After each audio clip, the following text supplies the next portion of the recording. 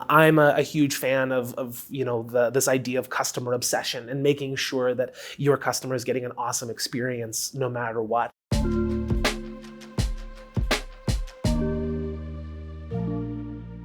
Today we are joined by Senior Manager in Client Communications, David Schultz. David, thank you so much for joining us today. You've come in, we're going to talk a little bit about client onboarding. So would you mind, I guess, in your own words, explaining what client onboarding is and why is it critical to the overall customer experience? For sure. So when we're talking about client onboarding, it's really the whole setup for everything they're doing for the product or service that they have purchased. So making sure that they understand, what it is that they're getting, how to use it, what they need to connect, and getting all of those little pieces going for them.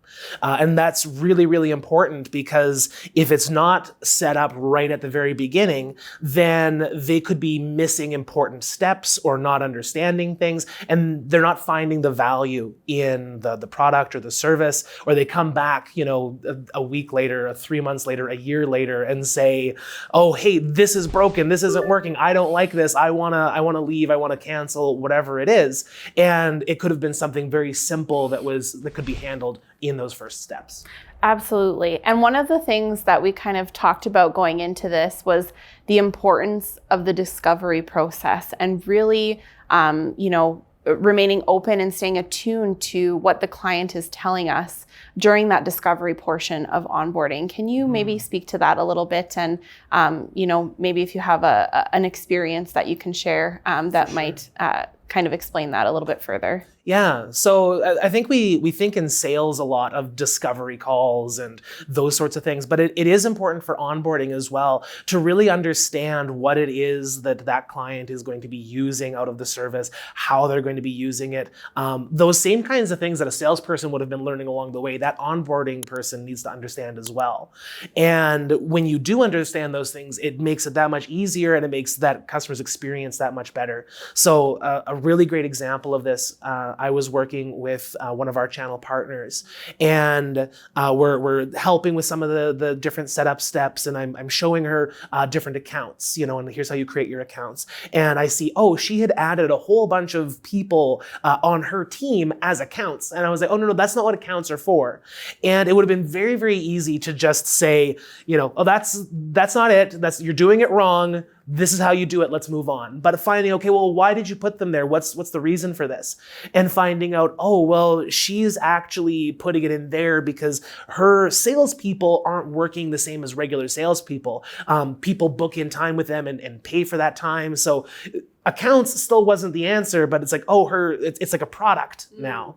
And we never would have figured that out. We ended up finding out that she was doing something very unique compared to like 90% of the use case, but everything that we were able to do fit into that. It's like, yeah, we can make this happen for you. And just taking a little bit of extra time to ask those questions really made sure that she could have that great experience and build this out the way she needed instead of fumbling around for weeks or months trying to get it to work.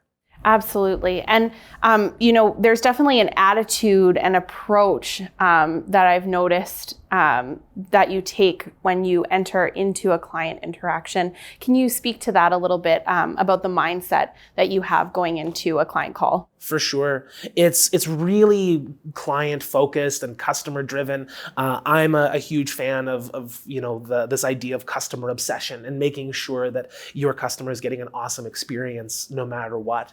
And one of the ideas that I kind of live by when it comes to onboarding or any kind of client interaction is this idea that even if I have gone through something 1,000 times, right? I could have shown someone how to set up this part of the platform. I could have showed them that a dozen times that day, right? I could have had, several calls where I went over that just that day. And this is my last call of the day. We're going over the information, but that's the first time that they have ever seen it.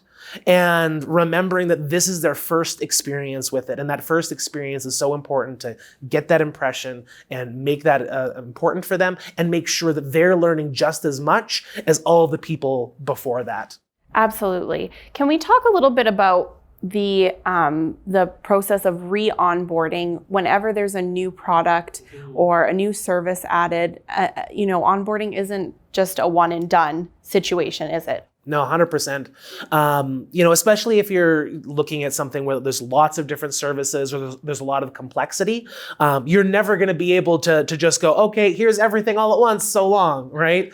And so introducing those other kinds of services and pieces later on, and then coming back into that onboarding process can be super helpful so that, now it is just like brand new again, even if they've been a client for years, that one little piece of it is brand new. And so making sure they get that great experience and come back and fully understand it, and then they're successful going forward. I completely agree. One thing I wanted to ask you is what advice you might give to the partners and the trusted local experts out there in the community, serving local businesses, helping restaurants, helping real estate agents, helping other small businesses with their online footprint. What advice would you give to them about their client experience and how they treat their clients? I think a lot of it ties into some of the previous questions, but some of the big advice I could give is to really actively listen, to really understand what it is that person is trying to get out of their service, so that way you can fulfill that piece. So really actively listening, and really, again, this kind of ties back to my other lesson about treating every person as if it's their first time going into it, because it is their first time going into it, is to approach them with that same kind of energy and passion that you would for anything else. And I find that can be really infectious. It helps gets people engaged with the onboarding process. And so those two pieces, really actively listening and bringing that level of engagement to it, I think are both really important steps. I would agree. Absolutely. As you know, we have a new guide out, Keep Them Satisfied, the 360 Guide to Customer Success, in which you are featured alongside some other experts in the customer experience industry. Can you give me a little bit of your take on the guide and why it might be important for those trusted local experts? Yeah, I think it's really, really exciting. And the big thing is because it is those blend of experts, right? It's not just one person's take on the entire customer service journey, right? And it is a journey, right? It's going from person to person to person. You end up with this big team of people working with a customer. And sometimes, maybe that's you, right? You're just you're the one local expert helping these people, and you have to be that person to person, but now you're getting the insight from someone who has lived and breathed and understands just that one role and bringing their expertise to it. And I think that's the most powerful part of the guide.